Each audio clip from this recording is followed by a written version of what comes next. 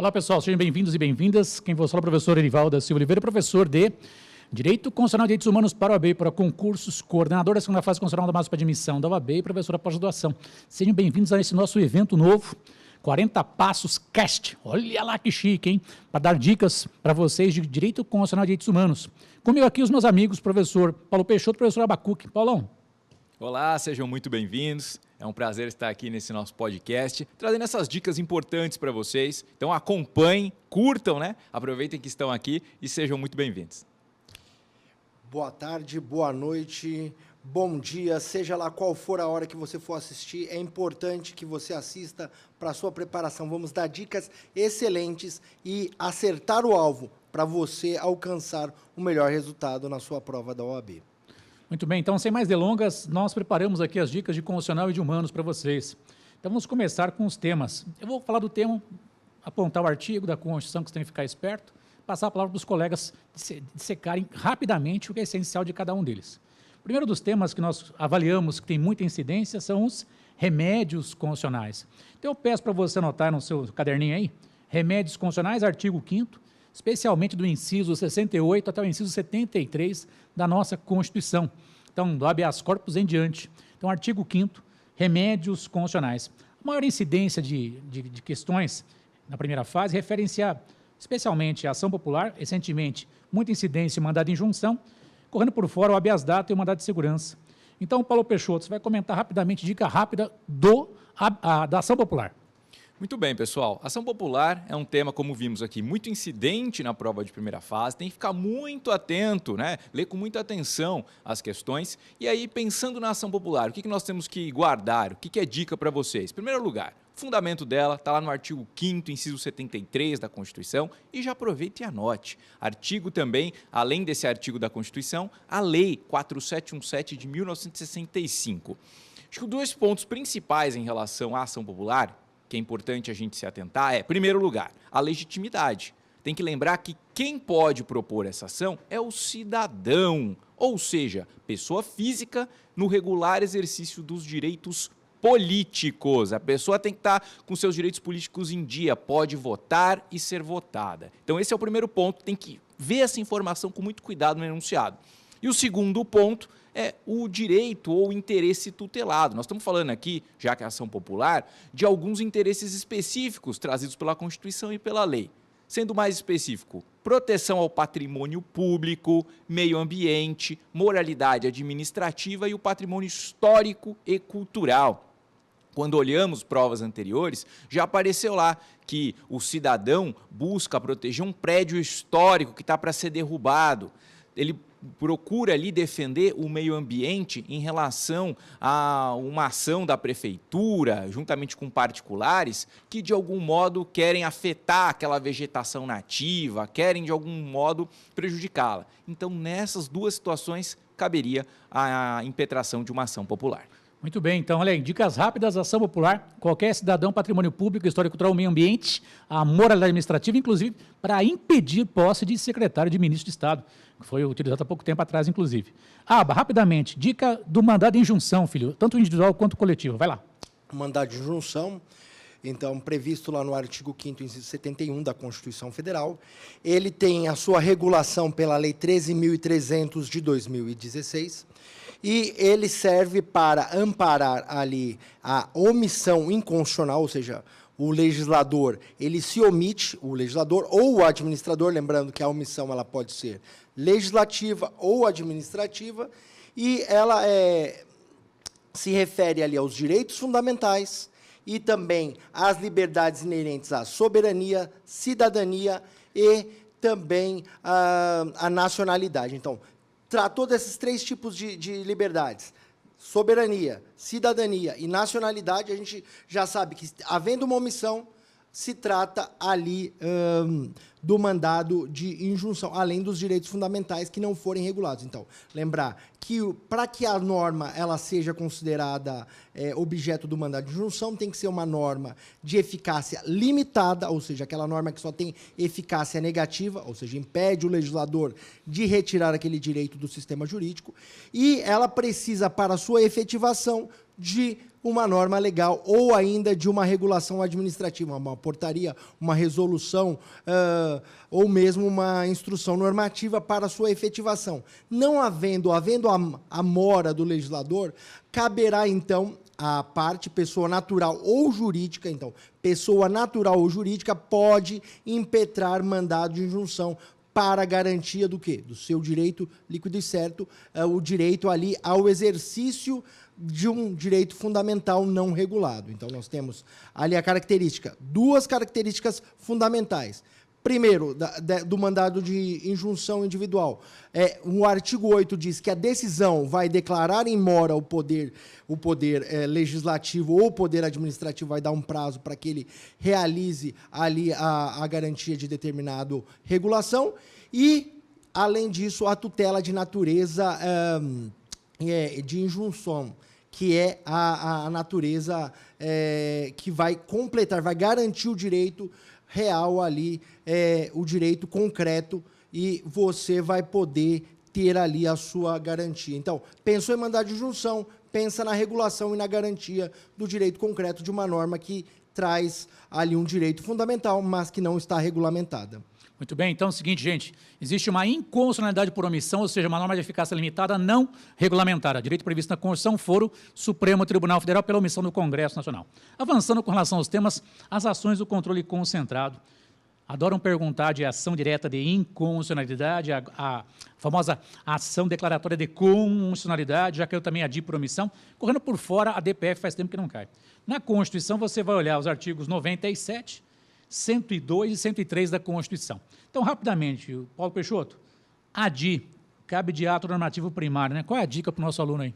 Muito bem, essa é uma dúvida aí que pode surgir. E quando a gente pensa em ato primário, você tem que anotar aí o artigo 59 da Constituição. Lá nós temos a lista dos atos primários. Por exemplo, emenda constitucional, leis, medidas provisórias. Esses três exemplos é o que nós já temos e caiu em prova. Então, se disser que tem uma lei que contraria a Constituição, uma medida provisória que contraria a Constituição, ou ainda uma emenda constitucional que contraria o texto original, então nós temos aqui o caminho para uma ADI. Tá? É uma ação muito utilizada no STF, no enunciado ele vai narrar e o ponto é ficar atento para que ele diz que você tem uma norma que contraria a Constituição. Não há um caso concreto aqui, uma situação para beneficiar A, B ou C, não. É simplesmente uma lei que contraria a Constituição e isso exige essa ação. Importante, né? Olhar o artigo 102, inciso 1º, a linha A, ato normativo primário, como diz o professor Paulo Peixoto, cuidado com o artigo 59 da Constituição. O Alba, diz para mim, rapidamente, outra ação que tem caído bastante é a ação declaratória de constitucionalidade, cujo fundamento é o mesmo, né? 102, inciso 1º, a linha A. Mas qual é a dica rápida de ADC para o pessoal, Alba? É importante, meus amigos e minhas amigas, lembrar que você precisa ler lá a Lei 9868 de 99, então Lei 9868 de 99, e você vai ver lá o requisito do artigo 14. O que acontece na ADC? A ADC você precisa verificar que tem um ato normativo federal. Esse ato normativo, ele é discutido em sede do Poder Judiciário, ou seja, há dissenso jurisprudencial. É preciso que haja ali decisões contrárias ao interesse da União. Então, havendo decisões contrárias ao interesse da União, cabe a ADC para declarar aquela norma constitucional. Então, se não tiver o dissenso jurisprudencial, não é cabível a ADC. E também é importante a gente lembrar lá do artigo 21, que na cautelar ela visa a suspensão desses processos até a apreciação do Supremo Tribunal Federal acerca dessa norma para que ela seja declarada constitucional ou inconstitucional. Então, lembrando sempre, lei federal inconstitucional e fruto de relevante controvérsia judicial. Várias ações nas quais a União está perdendo. Cuidado também com a DPF. Ela cabe à DPF de norma não recepcionada, uma norma infraconstitucional anterior à Constituição, que viola um direito previsto na Constituição, lei federal por exemplo, ou lei estadual, ou lei municipal anterior à Constituição, que contraria a Constituição. Para a DPF, não se esqueça também de atos normativos posteriores à Constituição secundários. Cabe a DPF de ato normativo secundário editado depois da Constituição, portaria ministerial, lei municipal, decisões judiciais conflitantes de âmbito nacional. Só que a DPF é o artigo 102, parágrafo 1º. E o que nós estamos comentando aqui, você pode encontrar também muitas informações na CF, comentada pelo STF, tem de graça na internet. Vai no Google, escreve CF, comentada pelo STF, você encontra de graça na internet. Avançando para outro tema, outros temas, né? Queremos ver bastantes temas no tempo que a gente tem aí, tanto de constitucional quanto de humanos. Avançamos para direitos, né? Direitos especialmente aqueles previstos no artigo 5º, direito de reunião, religião, associação, entre outros. O artigo 5º tem direitos e remédios constitucionais. Então, rapidamente, Paulo Peixoto, direito de religião. A pessoa está internada, vai subir ou vai descer, quer conversar com o padre. Pode ou não? Já perguntaram em prova? Já, essa é uma questão que caiu. Bom, se a pessoa quer, né, esse apoio espiritual, ela está lá internada, ela tem direito, sim, de receber, né, um ministro de determinada religião que ela professa. Então, esse é um tema interessante. E, aliás, você que vai prestar a prova da primeira fase, o artigo 5º é um artigo de leitura obrigatória. Então, professor, é um artigo muito grande. De fato, a gente sabe, mas passe os olhos, faça a leitura desse artigo que tem uma boa chance de cair uma questão envolvendo esse tema. Então, direito à religião, temos aí, lembrando sempre que religião, no sentido de crer, de ter essa assistência religiosa, também o direito de não crer, né, em nenhuma entidade superior, em nenhuma, né, religião específica. Muito bem. Professor Abacuque, com relação ao direito de reunião, ele pode agora, conversando inclusive com relação a direitos humanos, né? A reunião pacífica e sem armas, também protegida pela Convenção Americana. Agora, se a pessoa, um grupo, já avisou anteriormente que vai se reunir em certo local, o outro pode invadir ali e tocar o terror? Professor Abacuque.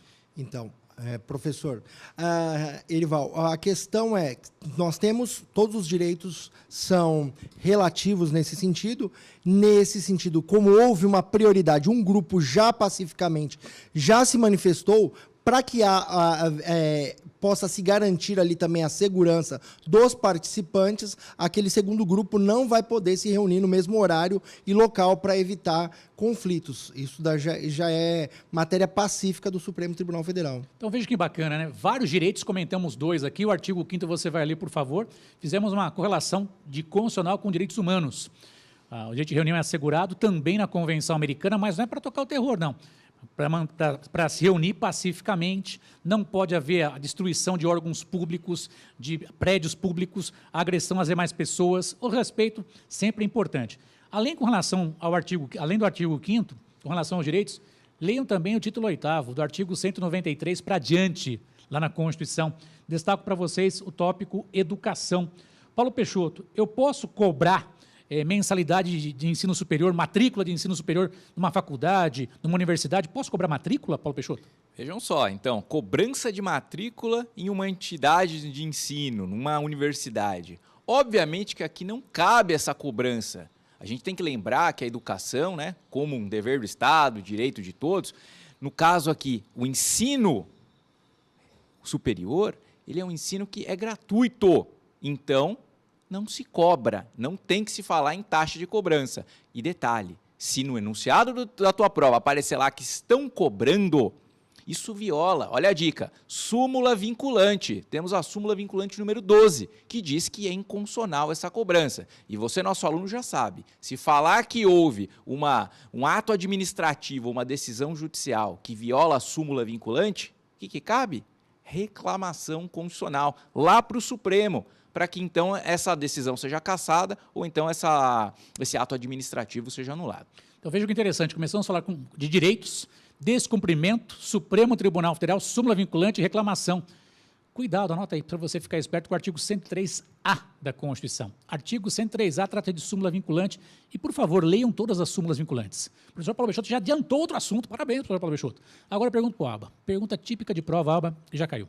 Um estrangeiro foi para um país, se machucou na praia, cortou o pé. Ele pode ir na UBS para ser tratado? A saúde é direito de todos, Paulo Peixoto? Sim. Aba, pergunto, vai ser cobrado alguma coisa dele, Aba? Não, porque o direito é universal. O Direito à saúde, artigo 196 da Constituição, ele é universal, ele não está restrito à questão do cidadão em si. Então, tem lá o artigo 6º da Constituição, e que enumera os direitos sociais, e dentre deles está o direito à saúde, e no artigo 196 diz que o tratamento é universal, não se limitando à questão do cidadão. Então, é uma questão que o Estado ele provê para todos aqueles que estão no âmbito do seu território. Então, esse não tem nenhuma cobrança a princípio, né? Universalidade de atendimento e a sua gratuidade. Eu falo para o pessoal que o nosso país é um país abençoado. Tem tudo, gigantesco, riquezas. A única safadeza de alguns políticos que impede a gente poder crescer. Então, dá um jeitinho, mas é bom que tenha treta, porque vão precisar de vocês como advogados. Né? Alguém morreu, vai ter inventário. Alguém ficou rico, vai ter que pagar imposto de renda. E assim por diante, né? Os advogados vivem da treta, mas é ruim para o país que acaba não podendo avançar. E tanta safadeza tem por aí, tantos desvios que existem, especialmente na área da saúde, com remédios de grande e alto custo, que a gente atua lá no MPF. Avançando, trocando de assunto, hein? Percebeu? Artigo 5º, correndo junto, o título 8º do artigo 193 em diante, como também pergunta de assistente social. A pessoa nunca contribuiu para a Previdência, vai ter um benefício assistencial? Sim, e não se esqueça do artigo 6º, parágrafo único, para as questões vindouras. Vamos para outro tema, competência. Competência legislativa, costumam perguntar. A competência privativa, você vai olhar o artigo 22, e a competência concorrente do artigo 24. Competência legislativa privativa, olhar o artigo 22, especialmente a parte inicial, e com relação à competência concorrente, o artigo 24.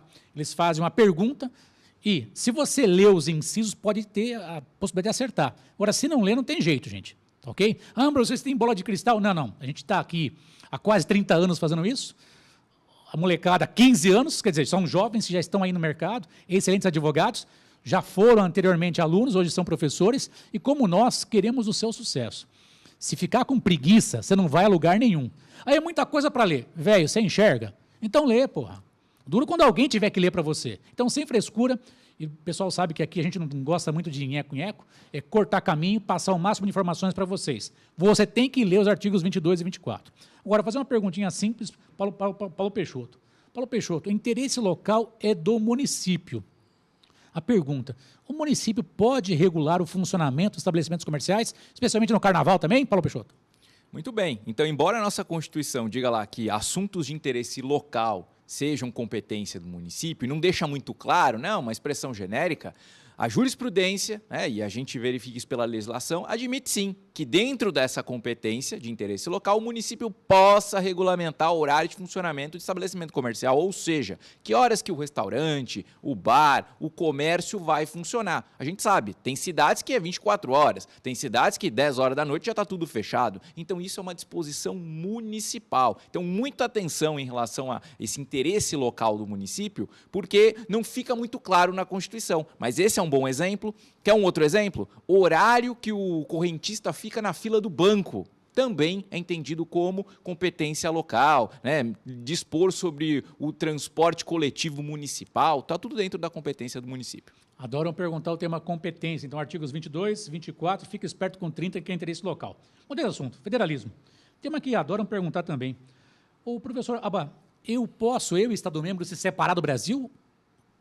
Não, a Constituição não admite a secessão. A secessão significa separação de um ente federativo do Estado Nacional, do Brasil, por exemplo. Então, nesse caso, nós temos lá tanto o artigo 2º, que vai dizer que a União é indissolúvel, quanto também o artigo 18. Então, o artigo 18 da Constituição vai dizer que a União, o Brasil, ele é formado por uma federação indissolúvel. Então, se é uma federação indissolúvel composta pela União, Estados, municípios e Distrito Federal. Então, nesse sentido, nós não temos ali uma distribuição plena das competências, mas a federação ela é indissolúvel. Ela não pode haver separação.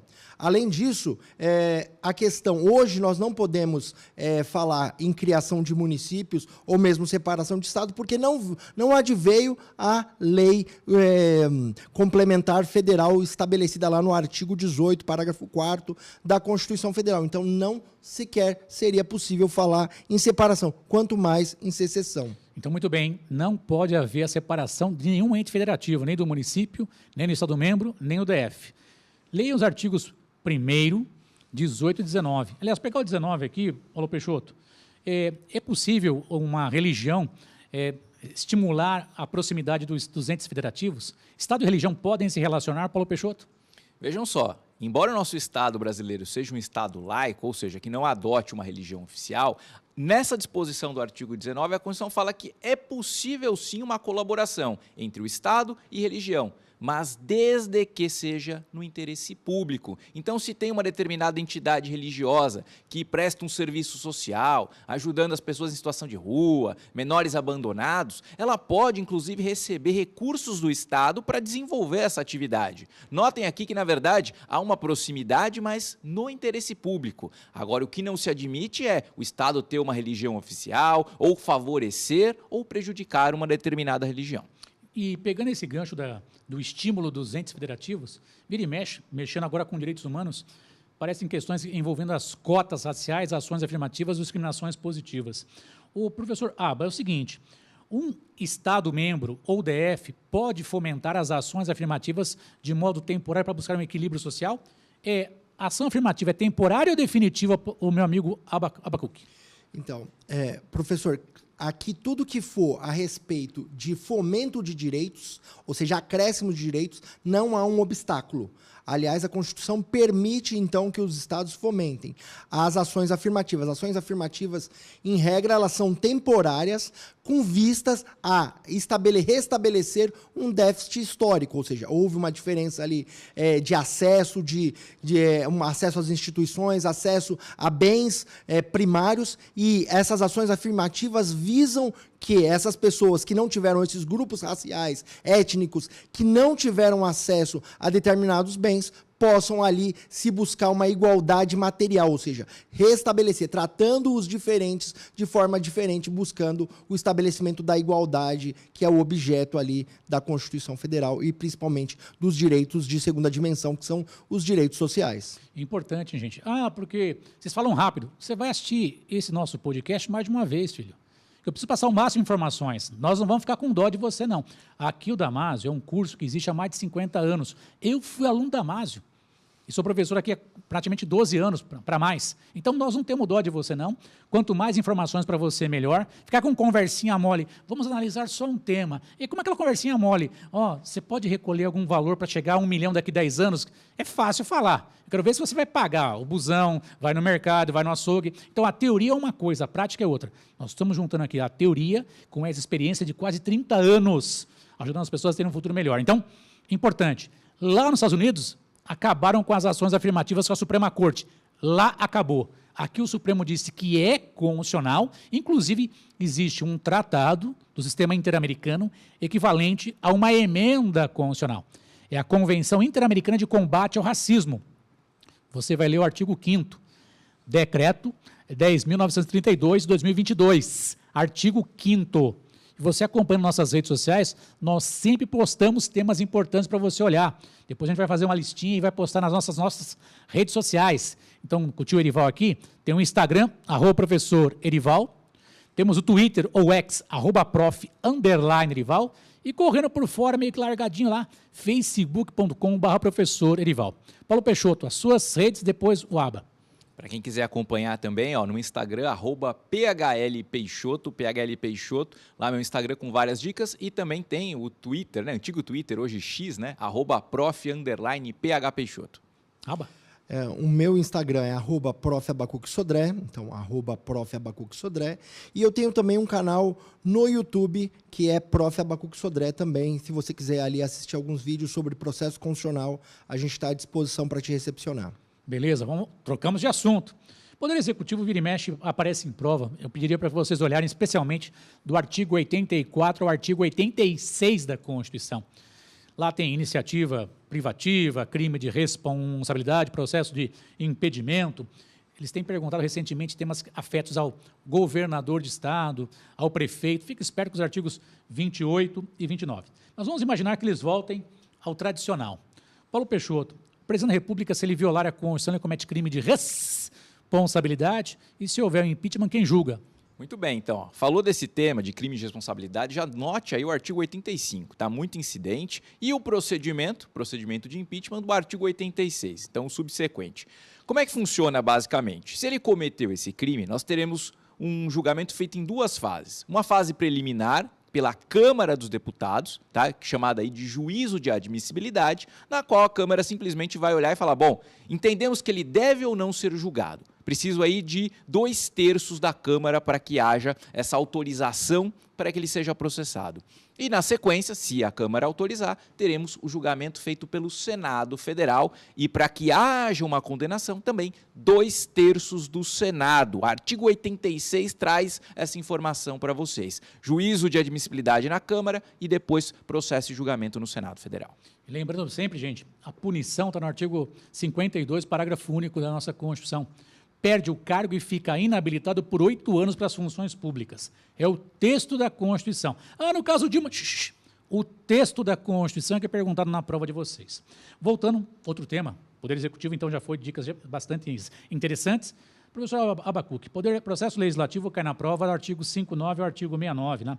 Tem as espécies normativas, especial atenção à medida provisória e emenda constitucional. Medida provisória, ela nasce para virar lei ordinária e tem proibições. Esse tema, vira e mexe, aparece em prova. Quais são as suas dicas rápidas do artigo 62, referentes à medida provisória? Então, é importante lembrar que a medida provisória é o exercício da função atípica do Poder Executivo para o exercício da legislação. Então, nós temos lá a medida provisória. Medida provisória, importante lembrar, não cabe medida provisória, tem nos limites materiais, não cabe medida provisória de objeto ou campo material de lei complementar. Então, não cabe medida provisória quando a matéria for tratada de lei complementar. Não cabe medida provisória também para regular, por exemplo, o direito penal. Então, é importante você lembrar. E quando a medida provisória ela é analisada? Ela vai ser analisada por uma comissão mista lá no Congresso Nacional e vai ser analisada e vai haver o quê? Se não houver a sua apreciação, vai haver o trancamento da pauta até que ela seja analisada. É importantíssimo, lembra? É uma disposição que é feita pelo presidente da República, observados os critérios de urgência. Então, nesse sentido, vai haver ali uma disposição, o presidente da República elabora e submete ao controle do Legislativo para que, se cessado o prazo, então, da medida provisória, não for aprovada a lei, não vai haver a conversão, vai cessar os seus efeitos. Enquanto que, se ela for convertida em lei, a medida provisória é extinta e, no seu lugar, surge uma nova lei, e essa lei vai dispor sobre a matéria objeto da medida provisória. Então tem que ler o artigo 62, né? Quem edita na esfera federal, presidente da República, requisitos, relevância e urgência. E não há impedimento para que exista MPs nos Estados-membros e nem nos municípios, hein? É que ainda bem que eles não sabem disso, então dá menos trabalho para a gente, para estar ensinando direito constitucional. Mas MP, fica esperto com o artigo 62 e cuidado com o parágrafo 1º, que são as proibições. MP, já que há algum tempo atrás, não pode reter bens nem poupança popular, como aconteceu historicamente. Outra espécie recorrente, Paulo Peixoto, são as emendas constitucionais. Então, rapidamente, artigo 60 da Constituição, como é que chama aquelas partes que eu não posso mexer para reduzir direitos, Paulo Peixoto? Em relação a emendas? Bom, temos lá as chamadas cláusulas pétreas, né, muito conhecidas aí, ou limites intangíveis que não podem ser modificados. Tem que ficar muito atento ao parágrafo 4º do artigo 60, tá? Então, não pode ser alterado ali, não cabe emenda para abolir a forma federativa do Estado, ou seja, a federação, o voto direto, secreto, universal e periódico, separação dos poderes e também os direitos e garantias fundamentais. Então, qualquer emenda, se no enunciado da prova aparecer, querem acabar com a federação, transformar o Brasil num Estado unitário, essa emenda ela é inconstitucional. E, inclusive, pelo tema que a gente já viu, cabe até uma ADI contra ela. Importante, gente, emenda constitucional, artigo 60. Quem pode propor uma PEC, ou 1/3 da Câmara, 1/3 do Senado, presidente da República, ou mais a metade das Assembleias Legislativas. Sistema de aprovação, 3/5 em 2 turnos, 2 casas do Congresso Nacional. Quem promulga uma emenda, a mesa da Câmara e a mesa do Senado. Na vigência de intervenção federal, Estado de Defesa de Sítio, não posso modificar a Constituição. Não se esqueça que dessas situações excepcionais, tivemos apenas intervenção federal 3 vezes, 2 com Michel Temer, 1 com Lula, lá no 8 de janeiro do ano passado, dali para diante. Então, cuidado. Artigo 60 você vai ler inteirinho, cuidado com os temas que estão nos parágrafos. Como disse o professor Paulo Peixoto, as cláusulas pétreas expressas do artigo 60, parágrafo 4º. Avançando, outro tema, Poder Judiciário, competência do STF. É o STF que cabe julgar extradição? Vai lá, Então, a extradição, o STF ele faz uma análise sobre essa extradição, mas quem vai fazer o decreto será o presidente da República. O STF vai fazer apenas o controle, verificando se foram preenchidos os requisitos constitucionais. Lembrando que quem julga extradição, então, é o STF, caso Robinho, hein? Robinho não vai ser extraditado para a Itália. O brasileiro nato não pode ser extraditado. Agora, deveria cumprir pena? Está na mão do STJ. Tem que cumprir pena sempre, porque a nacionalidade não pode ser um escudo para os péssimos nacionais que cometem crimes lá fora e vêm aqui para cá. Então, extradição, quem julga é o STF que também julga a DI, a DC, a DPF. Artigo 102, é importante você ficar esperto. Paulo Peixoto, o STJ vai julgar o governador que comete crime comum durante o mandato. STJ pode cair na prova? Artigo 105, Paulo Peixoto? Claro que pode. Então, os dois artigos mais importantes dessa parte do judiciário é ler o 102, que fala do STF, e o 105, que fala do STJ. Ó, crime comum, governador de estado, é o STJ quem julga, tá? A gente pode ver algumas situações aí pelas notícias, mas lembrando sempre, é o que está na Constituição, STJ. Avançando ainda no judiciário, artigo 109 é muito importante, cabe ao juiz federal julgar algumas situações que envolvem, por exemplo, crimes em aeronaves. Quem julga é o juiz federal. Mas eu quero tratar de outro tema que é correlato a esse de constitucional, que está no parágrafo 5º, que é a federalização de crimes graves contra os direitos humanos. O professor Aba, vira e mexe aparecem perguntas que envolvem a federalização de inquéritos e processos. Pergunto para você, esse artigo 109 vale a pena ler inteirinho, especialmente o parágrafo 5º? Vale muito a pena ler ali as competências, lembrando que a questão, a gente vai verificar sempre quando for analisar as competências do judiciário, se tem as competências das justiças especializadas, retirante as justiças especializadas, vamos analisar o artigo 109, se tem ali algo que relacione a União ou entidades federais. E também o parágrafo 5º. Lembra, o parágrafo 5º, ele vai tratar ali do deslocamento de competência. Ele é competência do Superior Tribunal de Justiça, ele é apreciado e ele é proposto, quem é o titular? O Procurador-Geral da República, e ele vai propor esse deslocamento de competência da Justiça Comum para a Justiça Estadual, desde que verificada a desídia das autoridades estaduais. Ou seja, se o seu problema falar que as autoridades começaram ou iniciaram a investigação, não houve desídia, porque não houve tempo necessário. Então, é preciso que o seu problema diga na sua prova que se passou um tempo e as autoridades se quedaram inertes, ficaram paradas. Então, ali vai caber ao Procurador-Geral da República propor esse incidente no Superior Tribunal de Justiça. Então, vai haver o deslocamento da competência da Justiça Comum Estadual para a Justiça Federal. Então, é importantíssimo que você leia o artigo 109 da Constituição Federal. Então, olha a dica importante, professor Abacuque. Existe um tratado de direitos humanos que o Brasil faz parte, ou do sistema global ou do sistema regional americano. Nesse tratado existe um direito à vida, que foi gravemente violado, tentativa de homicídio e homicídio. São os precedentes do próprio STF, do próprio STJ, do próprio Justiça Federal. Então, existe um tratado de direitos humanos que o Brasil faz parte, uma grave violação do direito ali previsto. Vida versus morte. Como disse o Aba, a justiça local está inerte ou viciada. Não faz nada ou faz para proteger o agressor. Só o PGR, que é o chefe do Ministério Público da União, pode propor, como disse o Aba, um IDC, que é um incidente de deslocamento de competência, conhecido como IDC de Direitos Humanos. Aonde? No STJ. E a terceira sessão, formadas pela quinta e sexta turmas, vão dizer se é caso de mudança ou não. Tivemos o caso primeiro da Dorothy Stang, que foi negado. O segundo caso foi concedido ao Manuel Matos, que era um advogado, né, e também militante na defesa dos direitos humanos, e há pouco tempo atrás, do promotor Tiago Soares Farias, que também foi vítima de homicídio. Importante, o IDC de Direitos Humanos, artigo 109, parágrafo 5º, pode cair ou em constitucional, ou em humanos, ou em processo penal, ou, quiçá, em direito internacional com relação à proteção de direitos humanos. Artigo 109, você vai ler inteirinho, cuidado com o parágrafo 5º. E eu quero agora voltar um pouquinho, Paulo Peixoto, você já deu um spoiler para nós, de súmula vinculante. Então, rapidamente, o artigo 103, a súmula vinculante, quem é que cria? E se descumprida, cabe o quê mesmo? Repita para o nosso querido aluno que está assistindo aí. Vamos lá, pessoal. Relembrando, então, súmula vinculante, lembrando que, na verdade, é um entendimento reiterado. Então, em matéria constitucional, conforme o STF vai julgando, então ele vai firmar esse posicionamento. quem cria é o STF, tá? Tem todo o procedimento, artigo 103A, tem a Lei 11.417 de 2006 também, que regulamenta, né, a forma como isso vai acontecer. Então, para não esquecer, súmula vinculante é esse entendimento, o STF que cria.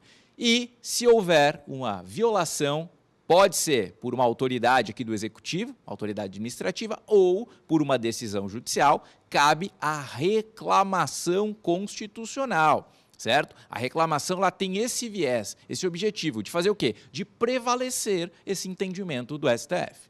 Então, novamente, súmula vinculante, quem cria é o STF, existindo reiteradas decisões em matéria constitucional, concordância de 2/3 de 8 ministros, descumprida cabe reclamação, que é uma petição inicial, tema esse que nós abordamos na nossa segunda fase de constitucional. Aba, rapidamente, reclamação é petição inicial. Tem alguma dificuldade de fazer uma reclamação? Não, reclamação ela é uma petição inicial, como o senhor muito bem falou. Ela deve ser direcionada para o Supremo Tribunal Federal, nesse caso. E você vai direcionar para quem? Para o ministro-presidente, excelentíssimo senhor, doutor ministro-presidente do Supremo Tribunal Federal. Quem é o legitimado? Quem é o reclamante? Reclamante é a parte prejudicada. Então, pessoa natural ou pessoa jurídica. Então, lembrando, pessoa natural ou pessoa jurídica podem ser o reclamante. Reclamado é quem descumpre a decisão do Supremo Tribunal Federal. Lembrando que reclamação constitucional cabe tanto para descumprimento de súmula vinculante, quanto para também as decisões do controle concentrado de constitucionalidade. Lembrando que as decisões do controle, elas têm eficácia erga omnes e efeito vinculante. Então, se elas também forem descumpridas, elas podem ser objeto de reclamação. Importante também que na reclamação sempre você vai pedir o quê? A liminar para suspensão do ato para que não produza efeitos até a decisão final do Supremo Tribunal Federal. Então veja que interessante, dica de primeira fase em constitucional que te ajuda em processo civil, porque não em administrativo, em tributário também. Bom, foco agora em humanos, né? Temos algumas pinceladas, mas eu gostaria que vocês ficassem atentos em direitos humanos. Na Constituição, você vai ler, se você quiser, artigo 1º, artigo 4º, muito importante, artigo 1º, artigo 4º, mais adiante, artigo 12, 14, 49, 84, 102 e 109 na Constituição. Quer dizer, artigos da Constituição que te ajudam em direitos humanos? Sim. Um tema recorrente nas provas recentes é o refugiado. Paulo Peixoto, refugiado é aquela pessoa sortuda que ganhou na Mega Sena ou é o azarado, coitado, perseguido? Vai você, Paulo. Pois é, pessoal, refugiado, tema da moda. Então, refugiado é aquela pessoa que está sendo perseguida no seu país de origem por inúmeros motivos, religiosos, políticos, e aí ela não tem condição de ficar lá. E ela sai do país de origem e, por exemplo, vem aqui para o Brasil. E ela tem que ser, então, acolhida, né? Nós temos a Lei de Refugiados, temos também a Convenção da ONU que fala sobre os refugiados, de 51, que a ideia é o quê? Dar essa acolhida, né, permitir que essa pessoa possa ficar aqui e exerça os seus direitos em razão, né, dessa perseguição. E o país, óbvio, não pode mandar a pessoa lá de volta, porque ela pode correr o risco de integridade física ou até de morte. E vira e mexe, o pessoal pergunta na prova, né? Foi concedido o status de refugiado, ele pode trazer a família dele? Pode, né? Para manter o núcleo familiar. Adoram perguntar esse tema de refugiados, tema da moda, por conta das guerras, inclusive, né, gente? Avançando, professor Abacuque, com relação à Convenção Americana, que é o decreto 678/92, anota aí, decreto 678/92 é o tratado que mais cai em prova, em concursos públicos, inclusive na prova da ordem. Nós temos dois mecanismos de fiscalização ou de monitoramento, a Comissão Interamericana e a Corte. Aba, rapidamente aí, pinceladas rápidas da diferença da comissão e da corte. Onde você vai primeiro, Aba? Então, você vai na comissão, porque a comissão é quem vai fazer a análise e a fiscalização sobre o cumprimento. Lembrando que quem tem a legitimidade efetiva de fazer a denúncia é a comissão. E a corte vai fazer a análise do Estado-membro se houve a violação, se houve de fato, se as autoridades legislativas, judiciais, principalmente judiciais, tiveram ali ou não o cumprimento daquilo que ficou consignado no Tratado Internacional, ou seja, porque as constituições dos estados e as leis dos estados já garantem determinados direitos, mas a convenção ela gera uma obrigação do Estado perante a corte. Então, a comissão vai fazer essa análise, verificada a violação, ela vai propor uma ação em face do Estado Nacional, e aí o Estado pode ser condenado perante a Comissão de Direitos Humanos da OEA. Então é importante, gente, ó, Convenção Americana de Direitos Humanos, ou também chamado Pacto São José da Costa Rica, decreto 678/92, decreto número 678/1992. Parte inicial tem os direitos, eu gostaria que você ficasse esperto do artigo 3º até o artigo 26, lá estão os direitos, especialmente com os artigos 4º, 7º, 8º, 13, 15, 18 e 25. Como é que você sabe? Cabelos brancos, quase 30 anos fazendo isso, não é um moleque brincando com o seu futuro. Direitos caem muito na prova de vocês, especialmente aqueles que no dia a dia. A audiência de custódia foi criada com fundamento na Convenção Americana, filho. Prisão civil por dívida só para devedor de alimentos com fundamento na Convenção Americana. Súmula vinculante número 25, fundamento na Convenção Americana, filho. Tranquilo? Até para o seu dia a dia como profissional. Além dos direitos, artigo 3º ao 26, fica esperto, 4º, 7º, 8º, 13, 15, 18 e 25, com relação, como diz o ABA, Comissão Interamericana, qualquer pessoa, grupo de pessoas ou uma ONG sem advogado para acionar a Comissão Interamericana. Artigos especialmente 34, 41, 44 a 46, pelo menos. 34, 41, 44, 46, pelo menos. E com relação à Corte Interamericana, cuidado com os artigos 52, 61, 66 a 69. Dica rápida de humanos. Você vai procurar a alternativa que mais proteja a pessoa vítima de violência, porque esse é o objetivo das questões que envolvem humanos, proteger as minorias, os vulneráveis. Interpretação pro-homine. Pincelada rápida, Paulo Peixoto. Bom, se a gente está falando de interpretação pro-homine, ou seja, em favor da pessoa, do grupo, dentre as alternativas, a dica de ouro é essa: procure aquela que mais protege o grupo ou o indivíduo violado. Sempre vai ter uma alternativa que vai dizer que não tem o que fazer, que não tem proteção. E vai ter uma que é a que mais protege, que tem que garantir uma medida, uma reparação a ele.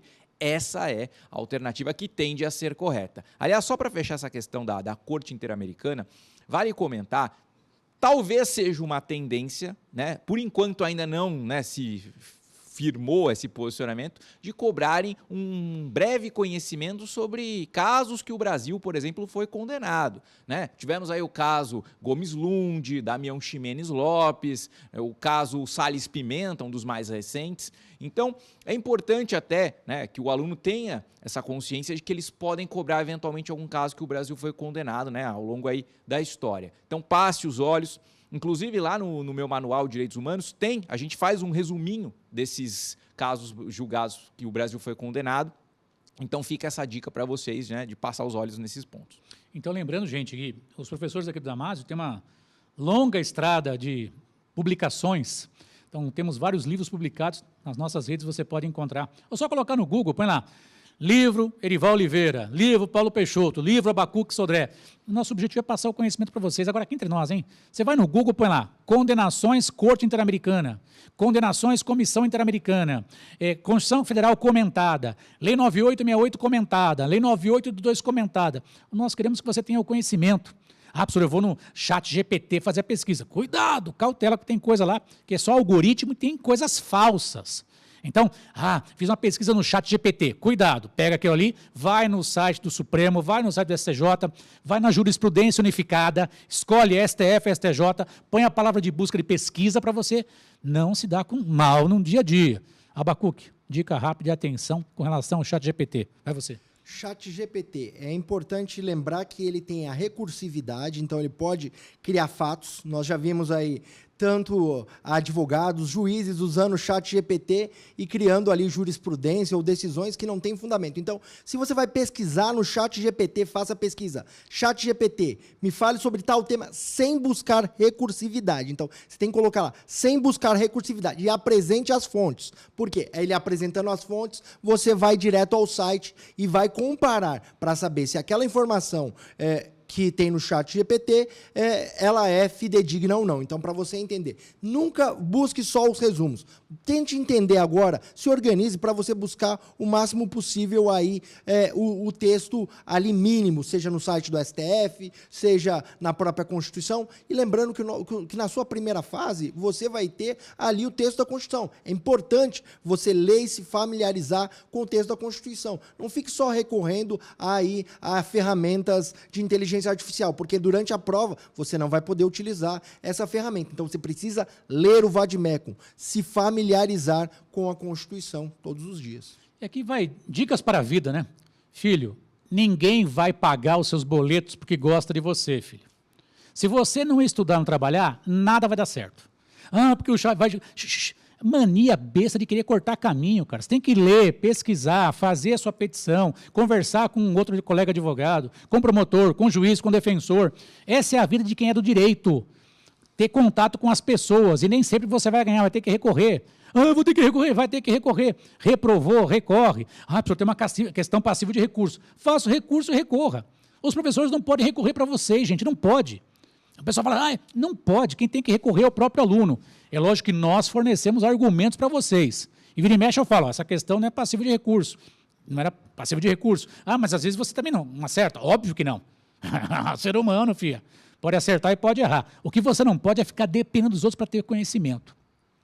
Nós cortamos caminho, eu falo rápido, eles falam rápido, você assistiu o vídeo mais de uma vez, vou diminuir a velocidade. Faça. Tem gente que aumenta a velocidade, né? Então, não entende porra nenhuma, né? Tem um monte de informação, não serve para bosta nenhuma, não passa em nenhum concurso, não passa na ordem, né? Mas é porque tem muita informação, ele tem que ter um prazo para respirar, raciocinar, oxigenar o cérebro, ver aquilo que é necessário. A gente pede para o aluno, anota, filho. Ah, não, eu vou assistir, eu vou printar a tela. Anota para você destravar o braço pensando na segunda fase, guerreiro. É muita informação a geração que vocês têm. Só que a informação não serve de nada se você não fizer o seu caminho do arroz com feijão. É um passinho atrás do outro. A tartaruga ela vai subir a montanha devagarzinho, mas ela chega no final da montanha.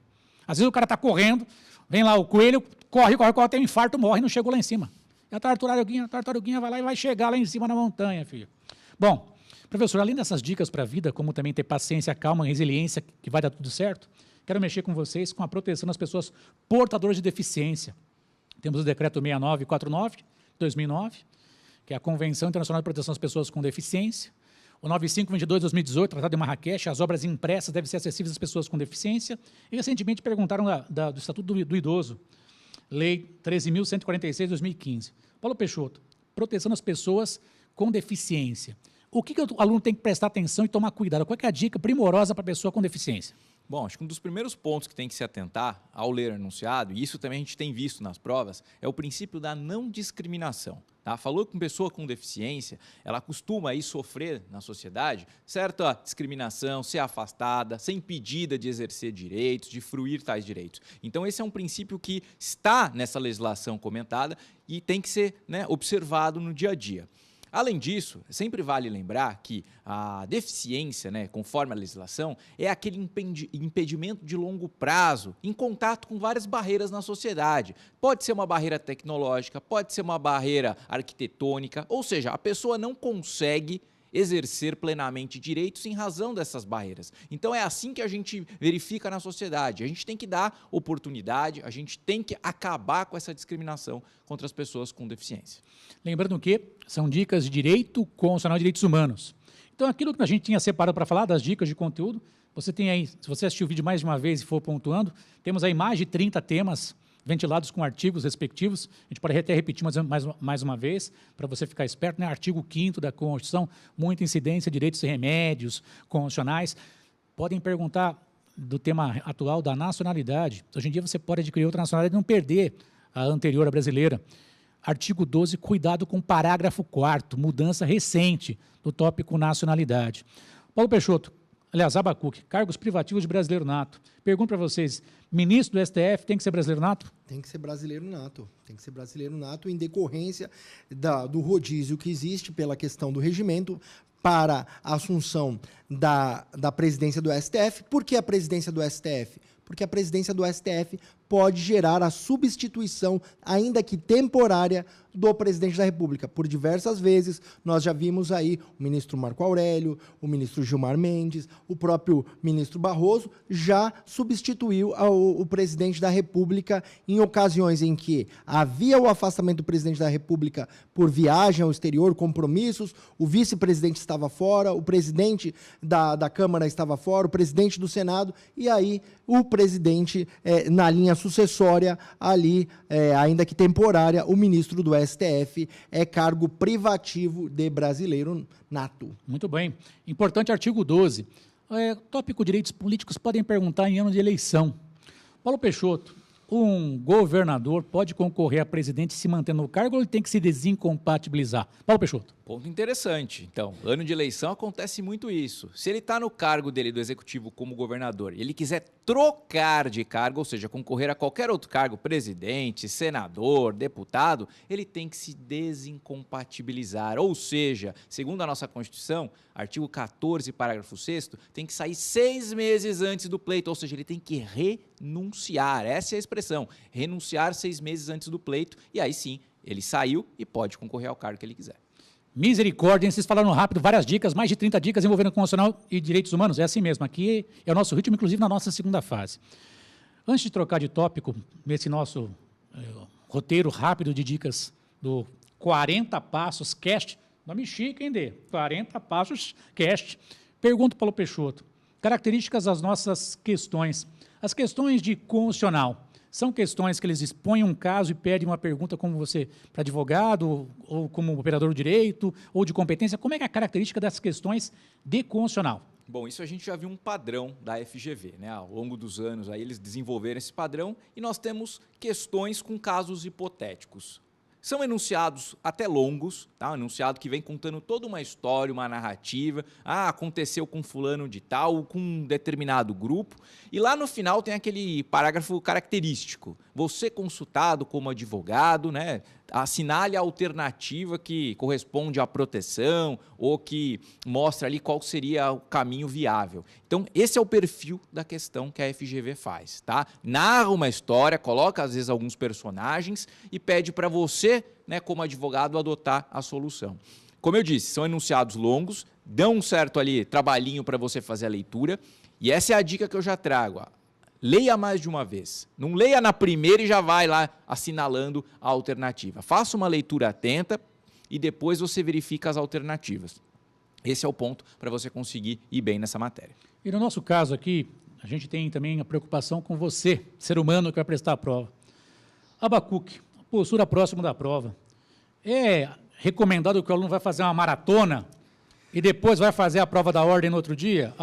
Não, então, como o professor Paulo Peixoto aqui destacou, a sua questão, você precisa estar com a mente descansada, porque é um problema longo, normalmente o seu examinador ele quer testar o seu conhecimento, ele coloca ali uma alternativa que beira o absurdo, outras duas mais próximas, e aquela que está no texto da Constituição. Então, você precisa estar descansado, alimentado, bem alimentado, não vai comer uma feijoada um dia antes, então você precisa estar em harmonia, coma comidas leves, se prepare bem e vá para a prova com calma. A gente sempre fala, você vai abrir a sua prova e já vai começar respondendo? Não.